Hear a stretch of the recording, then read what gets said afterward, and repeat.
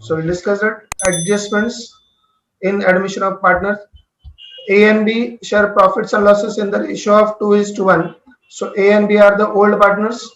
उनका profit sharing ratio है 2:1, मतलब 2 plus 1 3, 2/3 and 1/3. This is called as what? Old profit sharing ratio. Balance sheet दिया हुआ है 31st March 2020 before the admission. तो ये A and B are the old partners. And on 1st April 2020 they admitted C into partnership with 1/4 share. तो incoming partner का नाम है सी और उसको कितना शेयर देने वाले प्रॉफिट में 1/4, दैट इज 1/4. तो 25% दैट कम्स टू 1/4 मींस, तो फ्यूचर प्रॉफिट में 25% शेयर देंगे किसको? सी को. तो उसके एडमिशन के लिए कुछ एडजस्टमेंट्स लिखे हुए हैं. Will discuss one by one. तो हम लोग पहले वाला देख रहे हैं लैंड एंड बिल्डिंग के लिए क्या क्या एडजस्टमेंट हो सकते हैं, क्या क्या वेरिएशंस हो सकते हैं वर्डिंग्स में. बैलेंस शीट में लैंड एंड बिल्डिंग दिया है 50,000 और ये सारे एडजस्टमेंट्स है लैंड एंड बिल्डिंग से रिलेटेड. तो इफेक्ट कैसे होंगे देखेंगे. तो पहला लैंड एंड बिल्डिंग ये असेट साइड में दिया हुआ है. लैंड एंड बिल्डिंग का कोई सेपरेट अकाउंट नहीं बनता है, so it will be transfer to balance sheet asset side. Balance sheet asset side. Balance sheet जो बनेगा वो on the date of admission 1 April 2020 जहां पर सी का एडमिशन हुआ है. So land and building the amount is given 50,000. Now will read the adjustment. देखो क्या एडजस्टमेंट दिया है.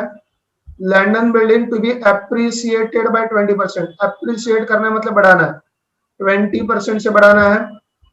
तो यहाँ पर 50,000 किसी भी अमाउंट का लास्ट का जीरो मिटा दोगे तो 10% होता है, दैट इज 5,000. 10% का डबल दैट इज 20%. तो वो कितना होगा यहाँ पर 5,000 का डबल दैट इज 10,000. सो 50,000 का 20% that comes to 10,000 at appreciation. तो 50,000 प्लस 10,000 दैट कम्स टू 60,000. तो यहाँ पर जो हमको डबल इफेक्ट देना है that is for 10,000 inner column amount. ये जो इनर कॉलम का अमाउंट है हमारा लैंड एंड बिल्डिंग कितने अमाउंट से बढ़ गया? 10,000 से बढ़ गया. असेट बढ़ता है मतलब प्रॉफिट, असेट कम होता है मतलब लॉस. तो सेकंड इफेक्ट हमारा होगा profit and loss adjustment account में. Profit and loss adjustment account which is otherwise called as revaluation account. ये नॉमिनल अकाउंट है. Debit all expenses and losses. Asset का वैल्यू अगर कम हो गया, लायबिलिटी का वैल्यू बढ़ गया तो loss. Credit all income and gains. Asset का वैल्यू बढ़ता है या फिर लायबिलिटी का वैल्यू कम होता है तो प्रॉफिट. तो यहाँ पर क्या हो रहा है? असेट का वैल्यू बढ़ रहा है. असेट का वैल्यू बढ़ रहा है. कितना बढ़ रहा है? 10,000. असेट का वैल्यू कितना बढ़ रहा है? 10,000. तो असेट बढ़ रहा है मतलब profit. Profit and loss adjustment account के क्रेडिट साइड में लिखेंगे बाय लैंड एंड बिल्डिंग कितना बढ़ रहा है? 10,000. तो यहाँ पर दो इफेक्ट. ये जो एडजस्टमेंट है land and building to be appreciated by 20%. Land and building to be appreciated by 20%. तो इसके लिए क्या करेंगे? यहाँ पर 50,000 का 20% निकालेंगे which is nothing but 10,000. Appreciation हो रहा है मतलब क्या करेंगे? असेट में ऐड करेंगे. सो 50 प्लस 10 60,000. और ये 10,000 का दूसरा इफेक्ट कहाँ पर लिखेंगे? Profit and loss adjustment account या फिर रिवैल्यूएशन अकाउंट की क्रेडिट साइड. रिवैल्यूएशन अकाउंट की क्रेडिट साइड. रिवैल्यूएशन अकाउंट की credit side. Now supposing the adjustment is like this. Land and building is to be revalued at 55,000. Balance sheet में दिया है 50,000 और adjustment में बोला है land and building is to be revalued at 55,000. Is to be revalued. Land and building को कितना करना है? 55,000 करना है. तो देखो कैसे करेंगे. तो यहाँ पर ओरिजिनल लैंड एंड बिल्डिंग दिया हुआ है 50,000. ओरिजिनल लैंड एंड बिल्डिंग दिया है 50,000 और एडजस्टमेंट में लिखा है कि लैंड एंड बिल्डिंग को कितना करना है? 55,000 करना है. लैंड एंड बिल्डिंग का ओरिजिनल वैल्यू दिया है 50,000, उसको 55,000 करना है. मतलब एप्रिसिएशन होगा कितने अमाउंट से? 5,000 से. तो इसका मतलब हुआ कि एसेट्स का वैल्यू जो बढ़ रहा है वो 5,000 से बढ़ रहा है. तो जो सेकंड इफेक्ट होगा वो 55,000 का नहीं होगा, दैट विल बी फॉर 5,000. और जो सेकंड इफेक्ट होगा वो कितने का होगा? 5,000 का होगा क्योंकि एसेट 5,000 से बढ़ रहा है. Second effect profit and loss adjustment account credit side. अब प्रॉफिट हो रहा है वो कितना है? 5,000 है. याद रखो सेकंड इफेक्ट 55,000 का नहीं दिया है. Second effect is of 5,000. Second effect is of 5,000. तो यहाँ पर land and building is to be revalued at 55,000. Overall effect क्या हुआ कि ओरिजिनल बैलेंस शीट में 50,000 था जो हमने बैलेंस शीट में एज इट इज लिखा है उसको 55,000 करना है, मतलब 5,000 से बढ़ाना है, तो add in asset 5,000, revaluation account credit से 5,000.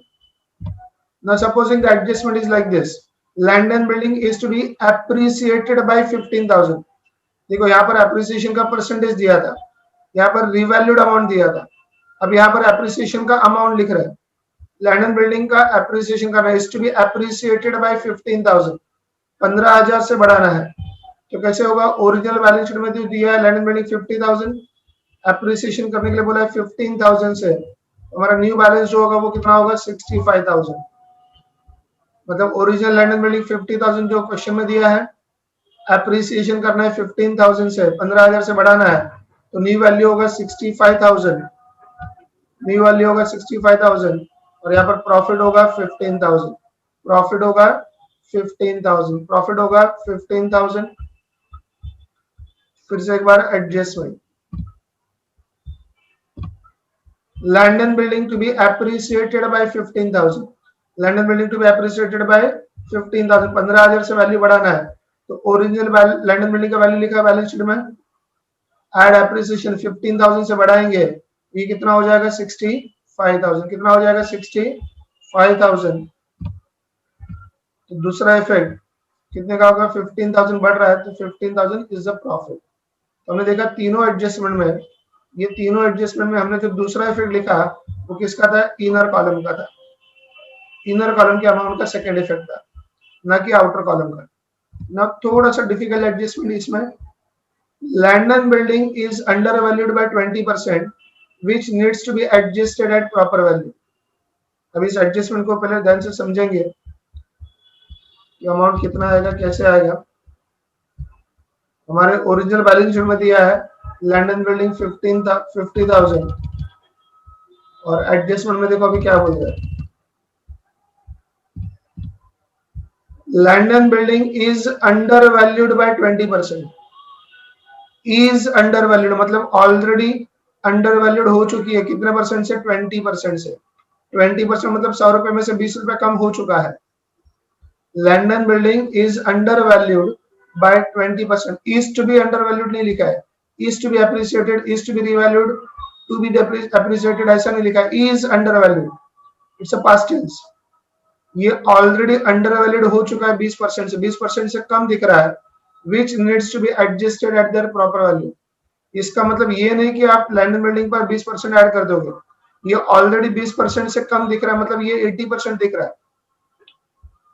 ये जो 50,000 जो दिख रहा है बैलेंस शीट में, it is already under valued by 20%, 20% से ऑलरेडी कम है, 20% से ऑलरेडी कम है, 100 में से 20 कम है, मतलब 100 में से 80 दिख रहा है.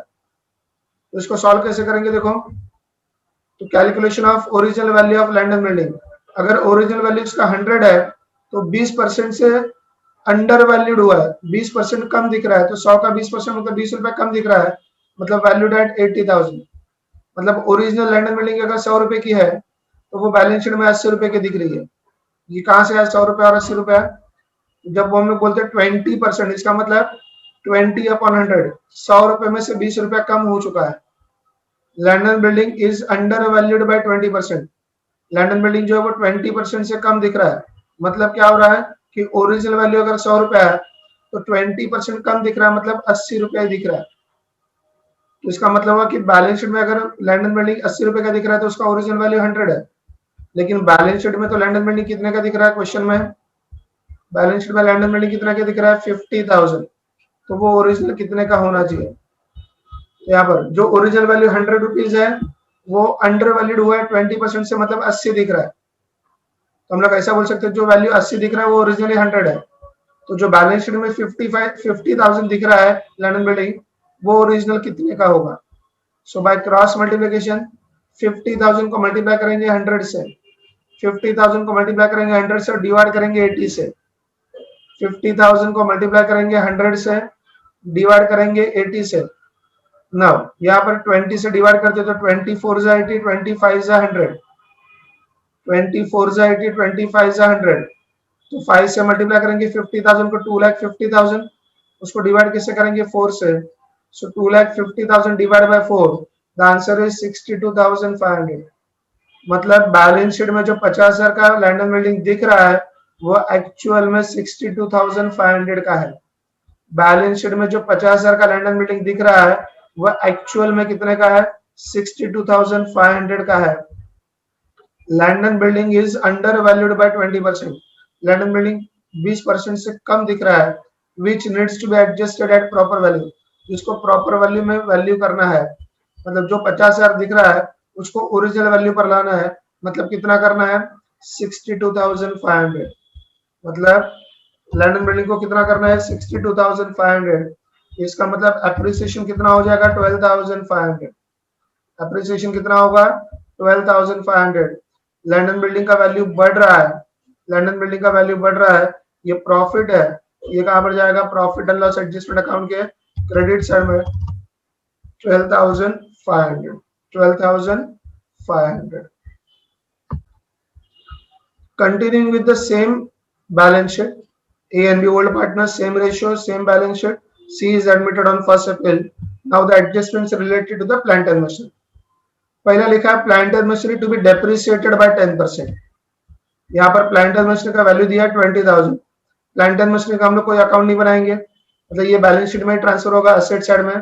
Plant and machinery 20,000, plant and machinery 20,000, plant and machinery 20,000 in the inner column as there is a adjustment. क्या एडजस्टमेंट है? Plant and machinery is to be depreciated, plant and machinery to be depreciated by 10%। Plant and machinery to be depreciated by 10%। 10% से क्या करना है? Depreciate करना है। Depreciate करना मतलब क्या करना है? लेस करना है, लेस डेप्रिसिएशन, लेस डेप्रिसिएशन 10%। किसी भी अमाउंट का लास्ट का 0 मिटा दो 10% होता है, दैट कम्स टू 2,000। तो ये हो जाएगा 18,000। नाउ असेट्स का वैल्यू कम हो रहा है, असेट का वैल्यू कम हो रहा है मतलब ये क्या हुआ? लॉस हो गया। असेट का वैल्यू कम है मतलब क्या हो गया? लॉस हो गया। ये लॉस कहां पर ट्रांसफर करेंगे? रिवैल्यूएशन अकाउंट और profit and loss adjustment account की debit side to plant and machinery account.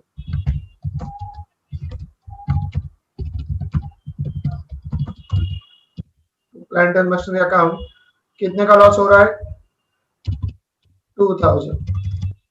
कितने का लॉस हो रहा है? 2,000। Second effect, less from asset and revaluation account debit side, less from asset and revaluation account debit side. याद रखो जो double effect जा रहा है वो किसका है? इनर कॉलम के अमाउंट का है। डबल इफेक्ट वो किसका है? इनर कॉलम के अमाउंट का। देखते हैं नेक्स्ट वर्डिंग क्या हो सकता है। Plant and machinery is to be revalued at 15,000। Plant and machinery जो बैलेंस शीट में दिया है 20,000 का है, उसको कितना करो? ऐसे बोला है is to be revalued at 15,000, उसको 15,000 करो। तो ये कैसे सॉल्व करेंगे? प्लांट एंड मशीनरी ओरिजिनल दिया है 20,000, उसको कितना करना है? 15,000 करना है। 20,000 के असेट को 15,000 करना है, मतलब 5,000 से कम करना होगा। इसका मतलब डेप्रिसिएशन 5,000 हुआ। 20,000 के प्लांट एंड मशीनरी को 15,000 करना है, that means we have to reduce by 5,000। 5,000 से क्या करना है? कम करना है। 5,000 से कम करेंगे, यहाँ पर दूसरा इफेक्ट कितने का होगा? 5,000। 5,000 का नुकसान हो रहा है, असेट का वैल्यू कम हो गया मतलब लॉस हो गया। Revaluation account debit side. तो देखो एडजस्टमेंट में भले अमाउंट 15,000 का है, लेकिन डबल इफेक्ट 15,000 का नहीं है, डबल इफेक्ट 5,000 का है। डबल इफेक्ट किसका है? 5,000 का है। तो यहाँ पर plant and machinery to be revalued at 15,000 क्या किया हमने? तो 20,000 के एसेट्स को 15,000 किया, मतलब it is reduced by 5,000।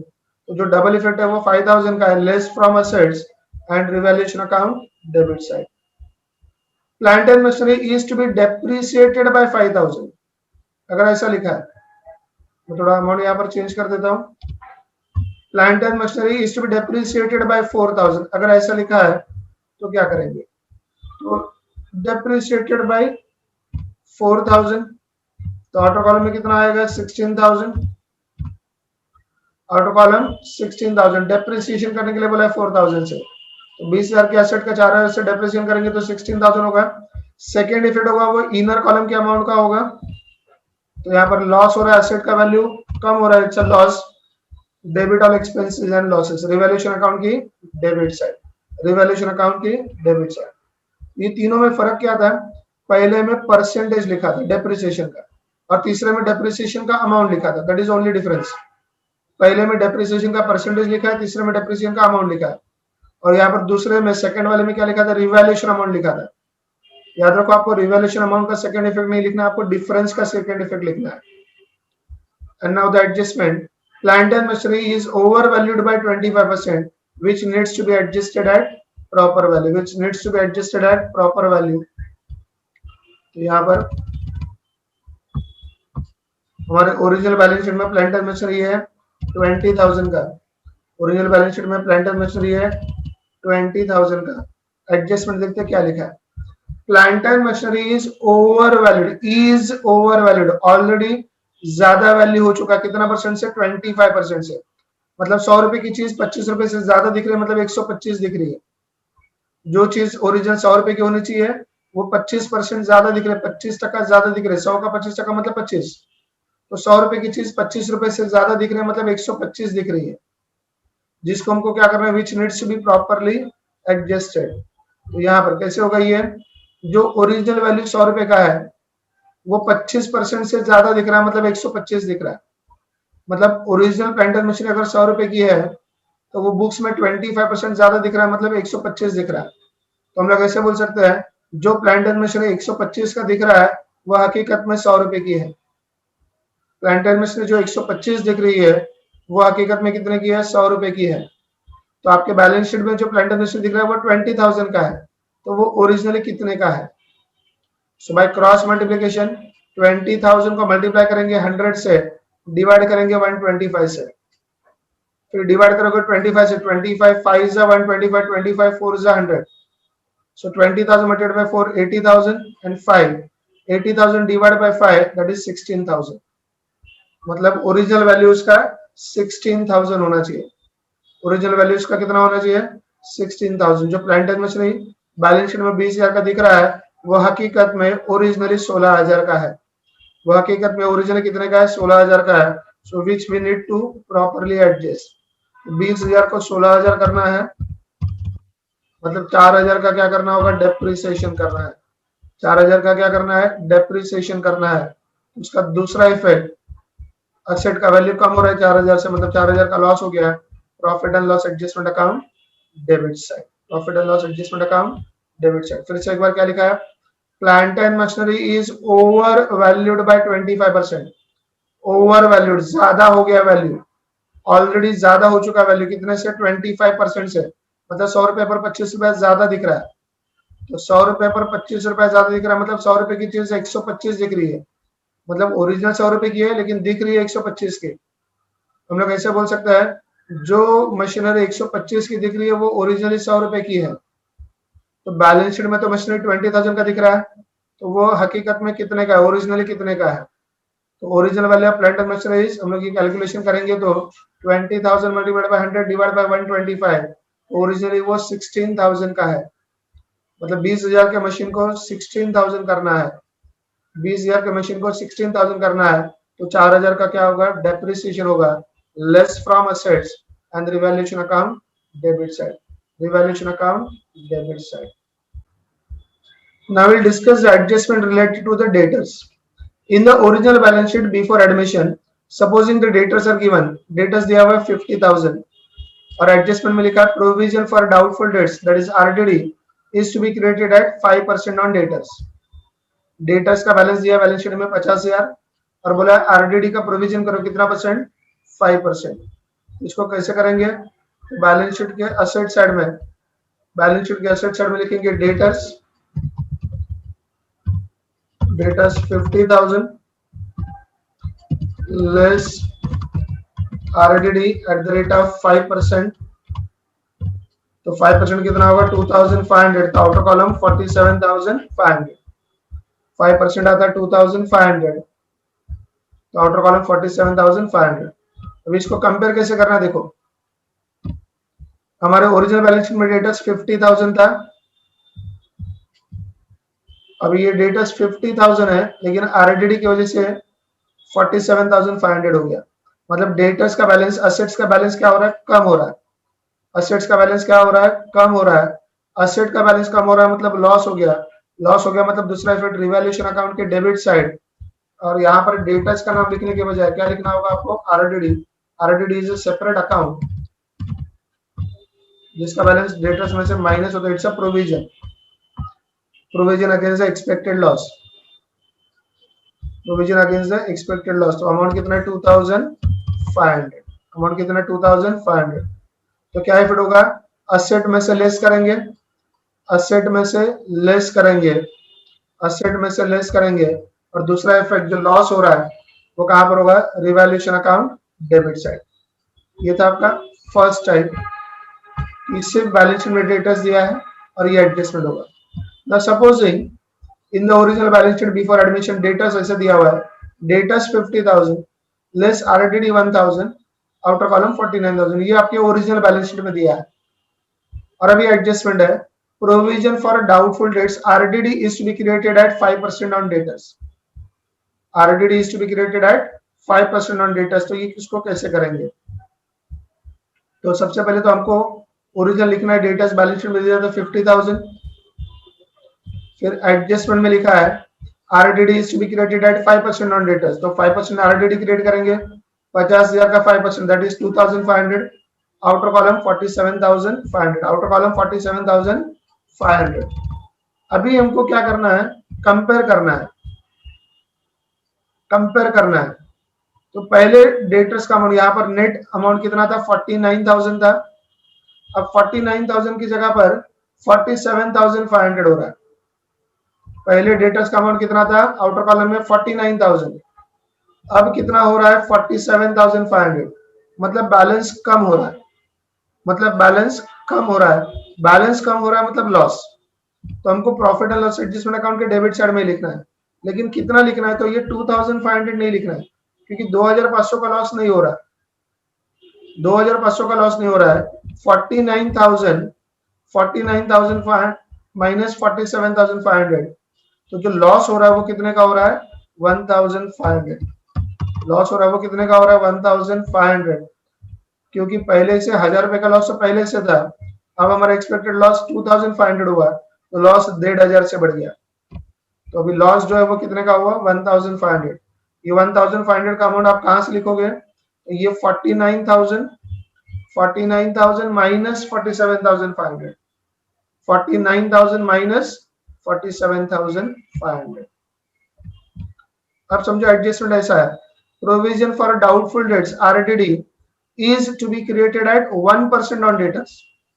RDD कितना करना है, 1% करना है ऑन डेटर्स। तो आरडीडी 1% करना है, तो पहले तो यहाँ पर 1% माइनस करोगे, 50,000 का 1% वो आता है 500। मतलब आपके आउटर कॉलम में यहाँ पर आएगा 49,500। आरडीडी एट 1%, तो 50,000 का 1% दैट कम्स टू 500। तो 50,000 माइनस 500 हो जाएगा 49,500। अभी आपके ओरिजिनल बैलेंस शीट में डेटर्स कितना था, नेट डेटर्स 49,000 और अभी हो रहा है 49,500। तो डेटर्स का बैलेंस उल्टा बढ़ गया, पहले 49,000 था आपके बैलेंस शीट में, अब बैलेंस शीट में 49,500 हो गया। तो 500 से बढ़ रहा है, 500 से बढ़ रहा है, तो ये असेट बढ़ रहा है मतलब प्रॉफिट हो गया। तो वो डेबिट साइड में लिखने के बजाय, डेबिट साइड में आने के बजाय वो कहां पर आएगा, क्रेडिट साइड में आएगा बाय आरडीडी अकाउंट। और कितना बढ़ गया है, 500। तो आपका यहाँ पर डेटर्स का बैलेंस बढ़ गया, 49 का 49,500 हुआ। ये डिफरेंस लिखोगे, देखो ये 49,000 और ये 49,500, तो डिफरेंस 500 का है। याद रखो ये 500 का डबल इफेक्ट नहीं दे रहे, ये 500 का डबल इफेक्ट नहीं दे रहे, इस 500 का ये दूसरा इफेक्ट नहीं है।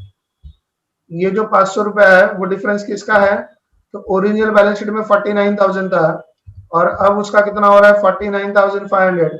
मतलब असेट का बैलेंस 500 से बढ़ रहा है, असेट का बैलेंस 500 से बढ़ रहा है। असेट बढ़ रहा है मतलब प्रॉफिट हुआ, रिवैल्यूएशन अकाउंट की क्रेडिट साइड, रिवैल्यूएशन अकाउंट की क्रेडिट साइड। तीसरा adjustment, provision for doubtful debts RDD is no longer necessary, या फिर ऐसा लिखकर आएगा all debtors are consider good. दोनों एडजस्टमेंट का मतलब सेम। देखो क्या है दोनों adjustment, provision for doubtful debts is no longer necessary, RDD की जरूरत नहीं है, कुछ भी डाउटफुल नहीं है, मतलब सारे डेटर्स अच्छे हैं। All debtors are consider good, दोनों का मतलब एक ही है, सारे डेटर्स अच्छे हैं इसका मतलब कोई भी डाउटफुल नहीं है, मतलब हमको आरडीडी की जरूरत नहीं है। तो ऐसे हालत में कैसे करना होगा, यहाँ पर आरडीडी की जरूरत ही नहीं है, तो आरडीडी यहाँ पर क्या होगा, नील, आरडीडी की जरूरत नहीं है, तो आउटर कॉलम में कितना हो जाएगा यहाँ पर 50,000। तो जो ओरिजिनल बैलेंस शीट में डेटा 49,000 का था, जो ओरिजिनल बैलेंस शीट में डेटा 49,000 का था, अब वो डेटा कितने का हो गया 50,000, मतलब डेटा का बैलेंस 1,000 से बढ़ रहा है। पहले नेट डेटा 49,000 था, अब डेटा 50,000 हो गया, मतलब 1,000 से बढ़ गया। तो क्रेडिट साइड में डेटा मतलब असेट का बैलेंस बढ़ रहा है, क्रेडिट और इनकम एंड गेन्स, और बैलेंस कितने अमाउंट से बढ़ रहा है, 1000 से बढ़ रहा है। तो यहाँ पर इस बैलेंस शीट में से माइनस करेंगे 0, लेकिन दूसरा इफेक्ट आएगा वो क्या होगा, प्रॉफिट रिवैल्यूएशन अकाउंट के क्रेडिट साइड में 1000। कौन सा एडजस्टमेंट था, provision for doubtful debts is no longer necessary, या फिर लिख कर आएगा all debtors are consider good, सारे डेटर्स अच्छे हैं, मतलब सबसे पैसा वसूल होने वाला है, तो डाउटफुल कुछ भी नहीं है। तो डाउटफुल कुछ भी नहीं है मतलब आरडीडी की जरूरत नहीं है। तो 50,000 का डेटर्स 50,000 का ही है, पहले 49,000 था डेटर्स, अब 50,000 हो गया, मतलब असेट 1,000 से बढ़ गया। असेट बढ़ता है मतलब प्रॉफिट रिवैल्यूएशन अकाउंट के क्रेडिट साइड में by RDD account 1000, RDD account 1000। और अगर क्वेश्चन में लिखा है RDD is to be maintain as it is, अगर देखो ऐसा लिखा क्वेश्चन में RDD is to be maintain as it is, RDD is to be maintain as it is, या फिर पूरे क्वेश्चन में कहीं पर भी एडजस्टमेंट ही नहीं है आरडीडी का, ओरिजिनल बैलेंस शीट में ये स्ट्रक्चर है और पूरे एडजस्टमेंट की लिस्ट में कहीं पर भी आरडीडी के बारे में कुछ नहीं लिखा है, या फिर लिखा है RDD is to be maintain as it is, तो हमको करना क्या होगा, यहाँ पर आरडीडी एज इट इज रखना है, मतलब 1000 ही रखना है। आउटर कॉलम में तो 49,000 ही होगा, मतलब यहाँ से आरडीडी लेस करेंगे 1,000, और यहाँ पर पहले भी 49,000 था, अभी भी 49,000 है, मतलब no profit no loss, no profit no loss. ये कब होगा, जब आपके ओरिजिनल बैलेंस शीट में डेटा ऐसे लिखा है 50,000 लेस आरडीडी 1000 49,000, और एडजस्टमेंट की लिस्ट में कहीं पर भी आरडीडी के बारे में कुछ नहीं लिखा है, आरडीडी के बारे में कुछ नहीं लिखा है, तो हमको आरडीडी सेम रखना होगा 1000, या फिर लिखा होगा RDD is to be maintain as it is, RDD को जैसे है वैसे ही रखो। तो यहाँ पर आरडीडी लेस होगा 1000, आउटर कॉलम 49,000, तो पहले भी 49,000 था, अभी भी 49,000 है, नो प्रॉफिट नो लॉस, मतलब यहाँ से 1,000 तो लेस होगा, लेकिन यहाँ पर कुछ भी नहीं आएगा, क्योंकि ना तो लॉस हो रहा है ना तो प्रॉफिट हो रहा है, ना तो डेटर्स का बैलेंस बढ़ रहा है ना तो कम हो रहा है। तो एज इट इज है, पहले भी 49,000 था, अभी भी 49,000 है। So hope you have understood this adjustments related to the debtors, adjustments related to the,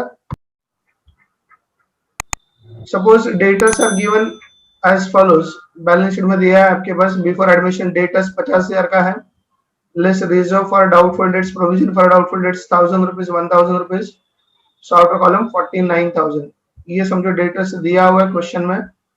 adjustment में लिखा है provision for doubtful debts RDD is to be increased by 2,500, क्या लिखा है, increased by 2,500, 1000 का RDD है हमारा 1000 का, उसको क्या करना है, इंक्रीज करना है, बढ़ाना है, कितने रुपए से बढ़ाना है, by 2,500, 2,500 से बढ़ाना है, so it will become 3,500, increase by 2,500, very important the conjunction by, 2,500 से बढ़ाना है, तो हम लोग उसको लिखेंगे कैसे, यहाँ पर डेटर्स जो बैलेंस शीट में दिया हुआ डेटर्स 50,000 एज इट इज लिखेंगे, लेस आरडीडी पहले से 1000 था, 2,500 से बढ़ाएंगे, सो it will become 3,500, it will become 3,500, तो आउटर कॉलम में आएगा 46,500, आउटर कॉलम में होगा 46,500। अब देखो हमारे पास ओरिजिनल बैलेंस शीट में 49,000 था आउटर कॉलम में, 49,000 जो आउटर कॉलम में था अब आउटर कॉलम में 46,500 है, so it has been reduced by 2,500, 2,500 से कम हो गया डेटर्स। पहले आउटर कॉलम में 49,000 था नेट डेटर्स, ये 50,000 तो एज इट इज है, we are talking about net debtors. ये 49,000 था आउटर कॉलम में, now it has become 46,500, so जो डेटर्स नेट डेटर्स है वो 2,500 से कम हो गया, मतलब ये लॉस हो गया। असेट का बैलेंस कम हो रहा है मतलब लॉस हो गया, लॉस हुआ मतलब profit and loss adjustment account की debit side, debit all expenses and losses, आरएडडी। कितने का लॉस हुआ? 2,500। कितने का लॉस हुआ? 2,500। तो यहाँ पर ओरिजिनल 1,000 था, उसको इंक्रीज करना है 2,500 से, 2,500 से बढ़ाना है। तो 2,500 से बढ़ाएंगे 1000 को तो 3,500 हो जाएगा। So new RDD will be 3,500, outer column it is 46,500, और अभी 49,000 को कंपेयर करेंगे 46,500 से, तो 2,500 से हमारा डेटर्स का बैलेंस कम हो गया, so it is a loss, profit and loss adjustment account के डेबिट साइड।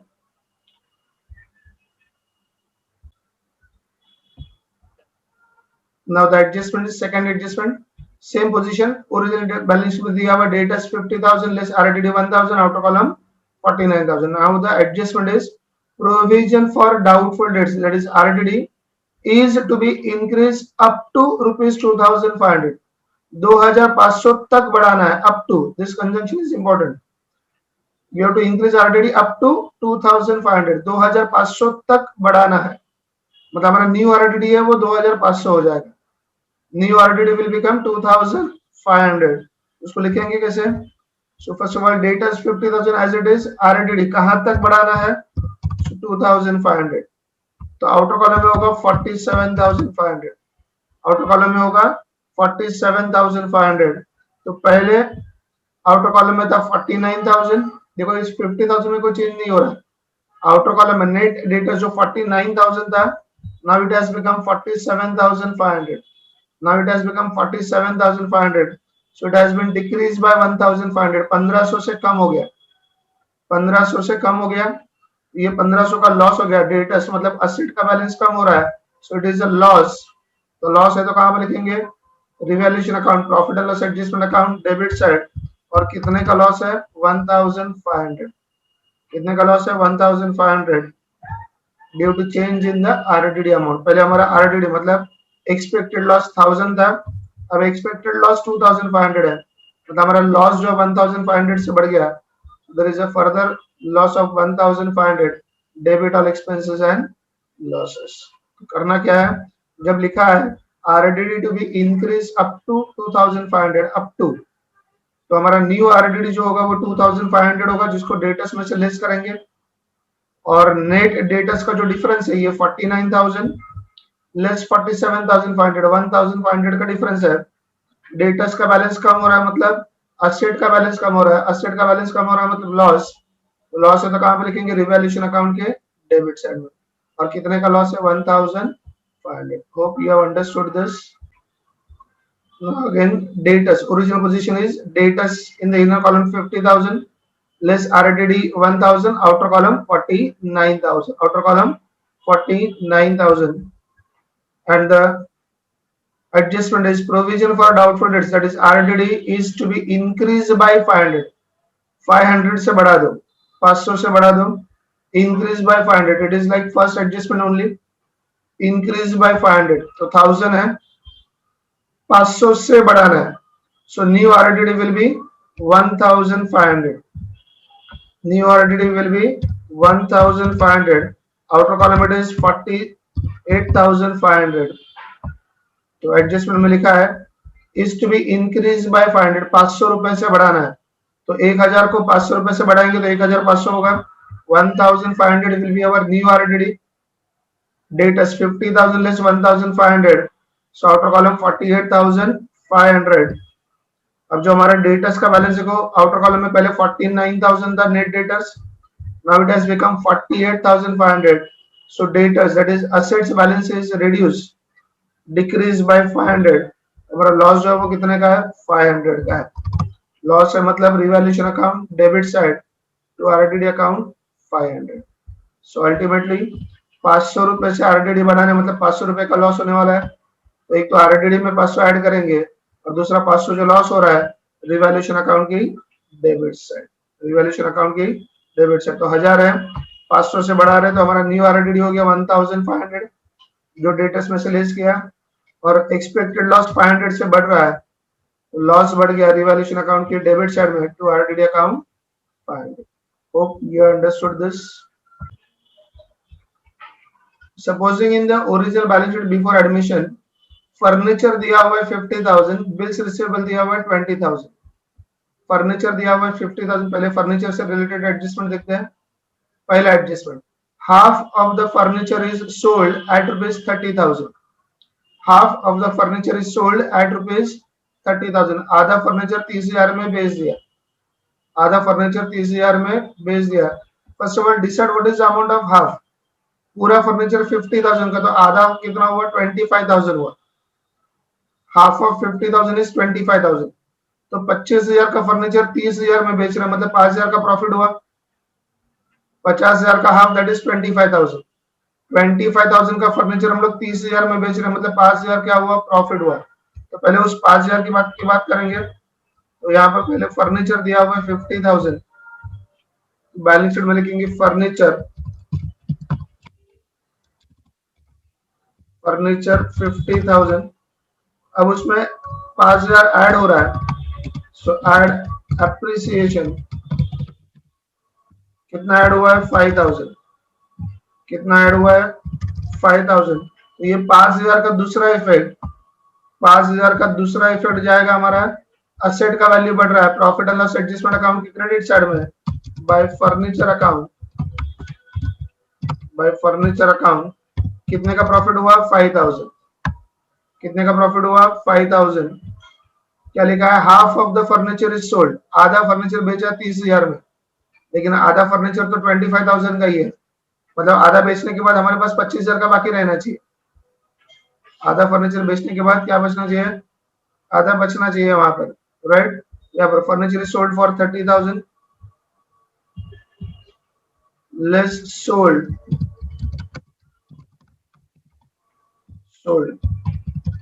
30,000, तो 55,000 माइनस 30,000, तो बैलेंस इज 25,000। बैलेंस इज 25,000 और बेचा है तो उसका पैसा आएगा, तो उसका दूसरा इफेक्ट, आप लिखेंगे कैश एट बैंक की डेबिट साइड में पैसा आ रहा है टू फर्नीचर अकाउंट।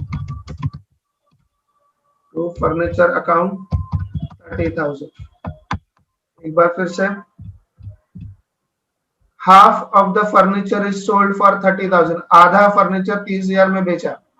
पहली बात तो 50,000 का आधा कितना हुआ 25,000। 50,000 का आधा कितना हुआ 25,000। 50,000 का आधा हो गया 25,000। तो 25,000 बेचने के बाद 25,000 हमारे पास बाकी बचना चाहिए, और जो 25,000 का चीज हम लोग 30,000 में बेच रहे हैं, मतलब 5,000 एक्स्ट्रा में बेच रहे हैं, तो फर्नीचर का बैलेंस 5,000 से बढ़ गया। तो मैं पहले वो 5,000 की इफेक्ट लिख रहा हूँ फर्नीचर में, ऐड एप्रिसिएशन 5,000।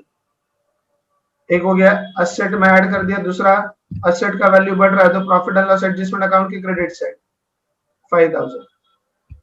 फिर बेचा, कितने में बेचा 30,000 में, तो लेस सोल्ड, फर्नीचर बेचा 30,000 में, तो बाकी बचा 25,000, आधा बचना चाहिए। 50,000 का आधा बचा 25,000, और फर्नीचर बेचा है मतलब पैसा आ गया, तो कैश एट बैंक अकाउंट की डेबिट साइड, बैंक अकाउंट की डेबिट साइड, बैंक अकाउंट की debit side, bank account debit side.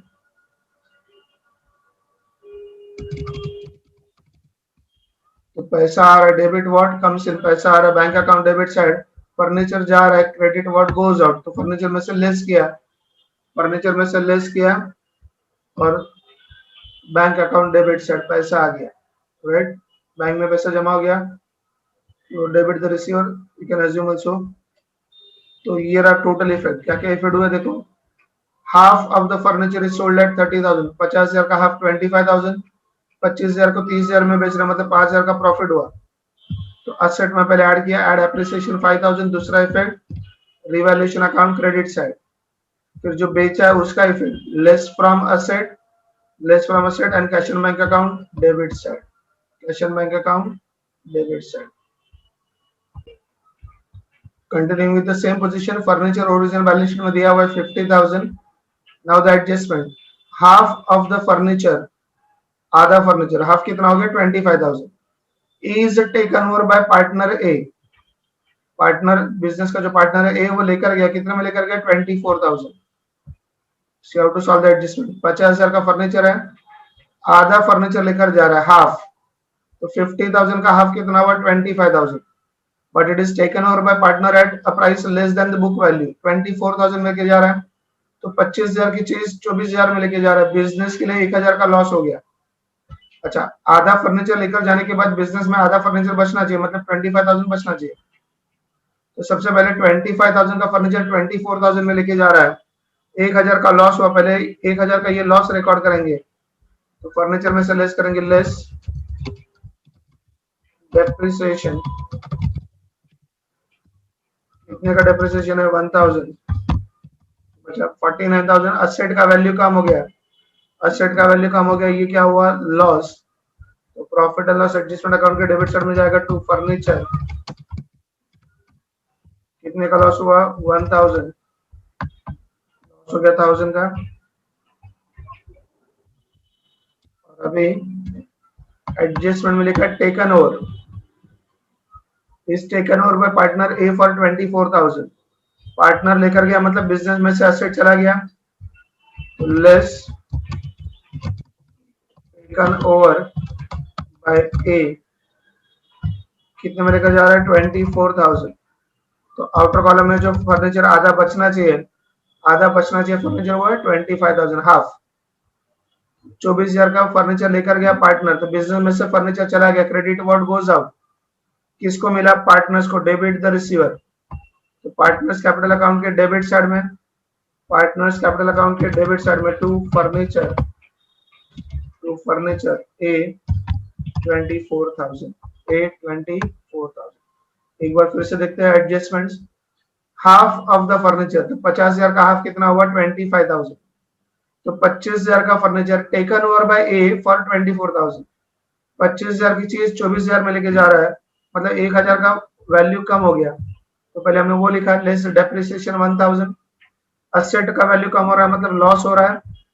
Profit and loss adjustment account की debit side to furniture account.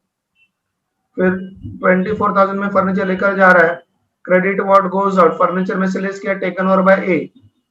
Outer column में बचा 25,000, और पार्टनर यहाँ पर receiver हो गया, डेबिट द रिसीवर. तो पार्टनर्स कैपिटल अकाउंट की debit side to furniture 24,000. So hope you must have understood this adjustment.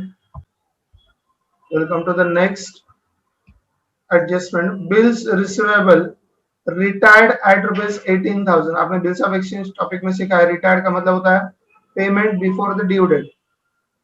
So due date से पहले पेमेंट कर दिया. सो बिल्स रिसीवेबल, हमारे पास कुछ बिल्स रिसीवेबल है. यहाँ पर देखो बैलेंस शीट में बिल्स रिसीवेबल दिया हुआ है 20,000, and bills receivable retired eight rupees 18,000. तो जिन्होंने भी बिल्स एक्सेप्ट किए थे, उन्होंने बिल्स को रिटायर्ड किया, मतलब ड्यू डेट से पहले पेमेंट कर दिया 18,000. इसका मतलब हुआ कि that 2,000 is a discount offered by the business. हमारे बिजनेस ने 2,000 का रिबेट दिया. बिल्स रिसीवेबल रिटायर्ड, रिटायर्ड का मतलब payment before the due date, full payment before the due date. तो 20,000 के बिल्स 18,000 में रिटायर्ड हुआ है. तो इसका मतलब हमारे बिजनेस ने 2,000 का क्या दिया, डिस्काउंट दिया, रिबेट दिया. तो पहले तो वो 2,000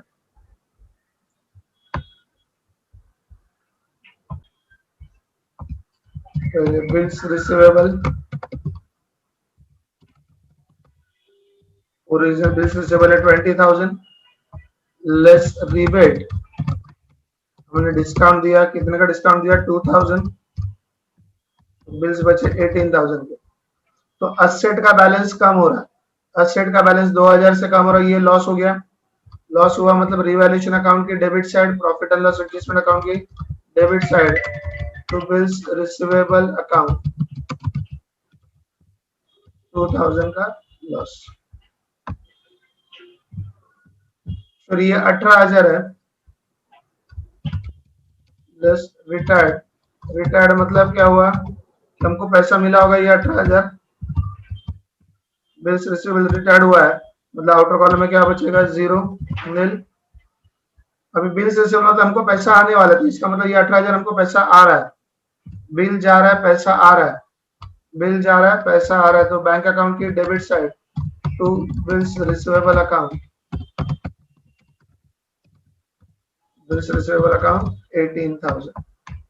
एक बार फिर से एडजस्टमेंट, ओरिजिनल बैलेंस शीट में बिल्स रिसीवेबल दिया हुआ है 20,000, लिखा है bills receivable retired at 18,000, bills receivable retired at 18,000। तो जिन्होंने ये बिल्स एक्सेप्ट किए थे, हमारे जो सप्लायर्स है, तो हमारे जो कस्टमर्स है जिन्होंने ये बिल्स एक्सेप्ट किए थे, उन्होंने बिल को रिटायर्ड कर दिया 18,000, मतलब ड्यू डेट से पहले ही पैसा दिया है। हमारे बिजनेस ने उनको 2,000 का डिस्काउंट दिया, तो 2,000 के डिस्काउंट के लिए पहले लेस फ्रॉम बिल्स रिसीवेबल 2,000 का डिस्काउंट, लेस रिबेट 2,000, असेट का बैलेंस कम हो गया, मतलब ये लॉस हो गया, profit and loss adjustment account की डेबिट साइड, और 18,000 के बिल्स रिटायर्ड हुए, मतलब हमको 18,000 रुपया कैश आया है, बिल चला गया, credit what goes out, bills receivable zero बन गया, बदले में कैश आ रहा है, debit what comes in. So bank account के डेबिट साइड में to bills receivable account 18,000, to bills receivable account 18,000। Hope you must have understood this effects.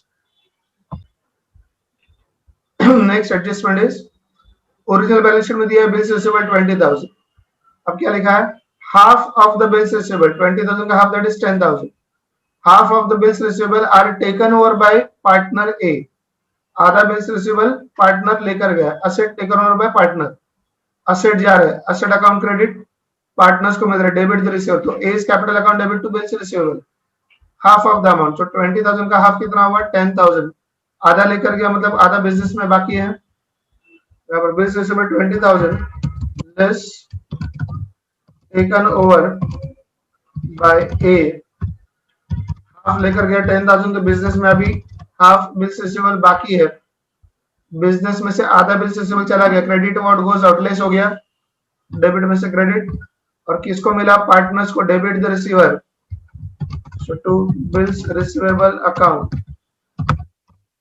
Bills receivable account कितना होगा 10,000, so debit the receiver, credit what goes out, asset में से less करेंगे, partners capital account के debit side में लिखेंगे, here there is no profit no loss, 10,000 का bills receivable 10,000 में लेकर गया, आधा बिल्स रिसीवेबल 10,000 का 10,000 का 10,000 में लेकर गया, वैल्यू नहीं दिया, मतलब it is assume that taken over at book value, taken over at book value, no profit no loss, तो दो effect, less from assets and partners capital account debit side.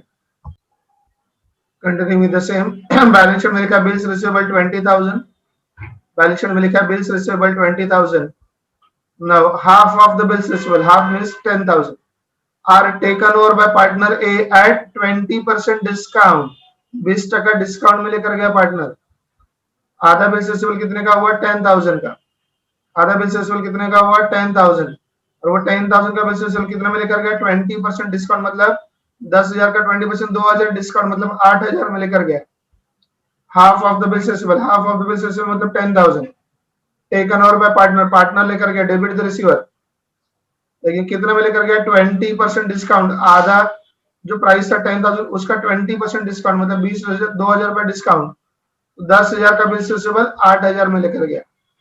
इसको कैसे करेंगे, पहले तो वो डिस्काउंट रिकॉर्ड करेंगे, bills receivable less rebate discount that is 2,000,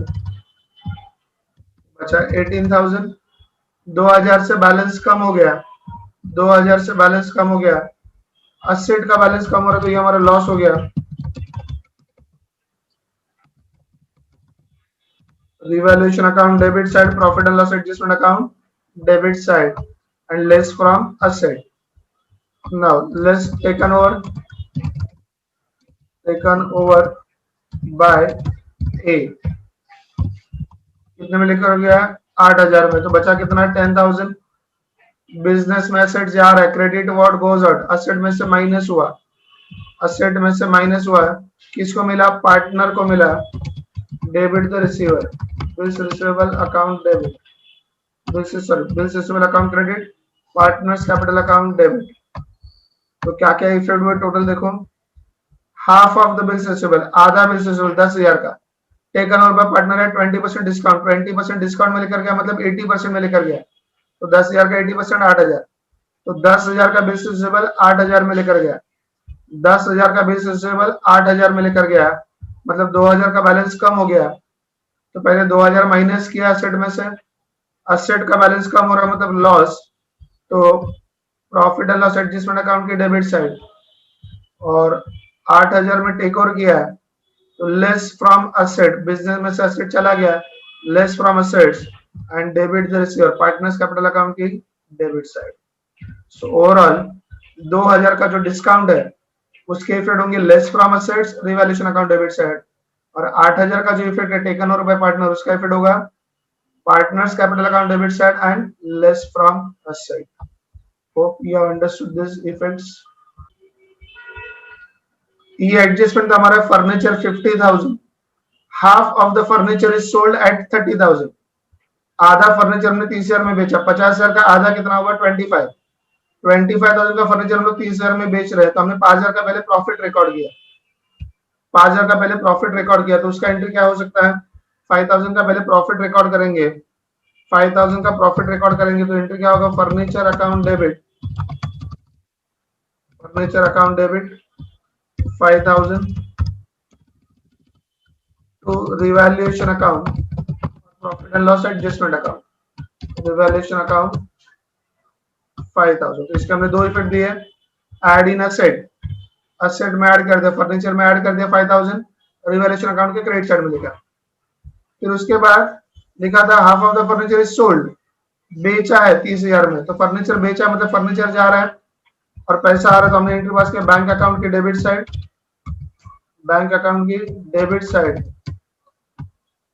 30,000, और फर्नीचर जा रहा है तो फर्नीचर अकाउंट की credit side less from furniture to furniture account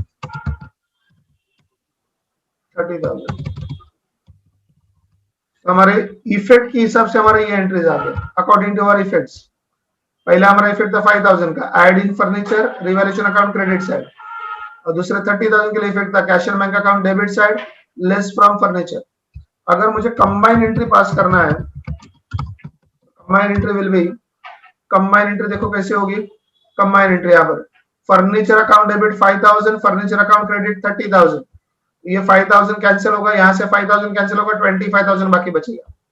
फिर से एक बार furniture account debit, furniture account credit, debit credit account में माइनस होता है, तो ये 5,000 चला जाएगा, यहाँ पर 30,000 में से 5,000 चला जाएगा, तो जो बाकी बचेगा इफेक्ट वो क्या कैसे होगा, तो इफेक्ट होगा bank account debit, bank account debit, bank account debit कितना होगा 30,000 to furniture account, furniture account 25,000, आधा वाला फर्नीचर जा रहा है टू रिवैल्यूएशन अकाउंट।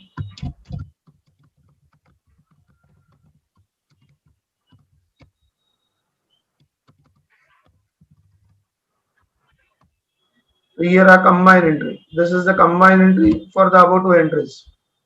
इफेक्ट के हिसाब से अगर हम लोग एंट्री पास करेंगे तो ये एंट्री हो रहा है, फर्नीचर में 5,000 ऐड कर दिया, रिवैल्यूएशन अकाउंट के क्रेडिट साइड में 5,000, फिर बेचा उसका एंट्री, पैसा आ रहा है, debit what comes in, furniture जा रहा है, क्रेडिट व्हाट गोज आउट। इसको अगर जर्नल एंट्री पास करना है तो you can pass this combine entry also, bank account debit, पैसा आ रहा है 30,000 टू फर्नीचर, फर्नीचर जा रहा है 25,000 का, तो 25,000 के सामने 30,000 आ रहा है, मतलब 5,000 हमारा क्या हुआ प्रॉफिट, कहां पर लिखेंगे रिवैल्यूएशन अकाउंट के क्रेडिट साइड में। Hope you have understood this entries. Second adjustment यहाँ पर half of the furniture is taken over bye partner 24,000, furniture है 50,000 का, हाफ मतलब 25,000, जिसको टेक ओवर किया 24,000 में, तो हमने इफेक्ट लिखा था less from furniture and revaluation account debit side, 25,000 का फर्नीचर 24,000 में लेके जा रहा है, मतलब 1,000 का लॉस हुआ है, तो हमने उसका इफेक्ट दिया था less from furniture and revaluation account debit side. तो उसका एंट्री कैसे हो सकता है, revaluation account debit side, revaluation account debit side कितने का नुकसान है 1,000 to furniture, to furniture account 1,000, इसका इफेक्ट हमारा हुआ था less from furniture revaluation account debit side. और दूसरा ए लेकर जा रहा है तो A is capital account debit, debit the receiver. A is capital account debit 24,000 to furniture 24,000. तो हमारे इफेक्ट के हिसाब से अकॉर्डिंग टू द इफेक्ट हमने पहले 1,000 का इफेक्ट लिखा था रिवैल्यूएशन अकाउंट के डेबिट साइड में और फर्नीचर में से लेस किया था, तो उसका entry revaluation account debit to furniture.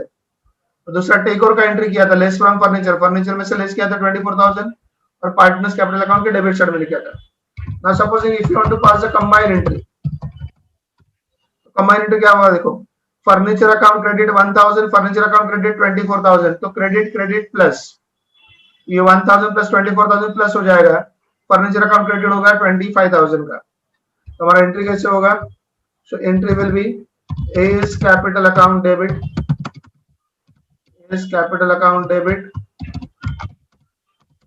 24,000, A is capital account debit 24,000, revaluation account debit, revaluation account debit 1,000, furniture to furniture account 25,000।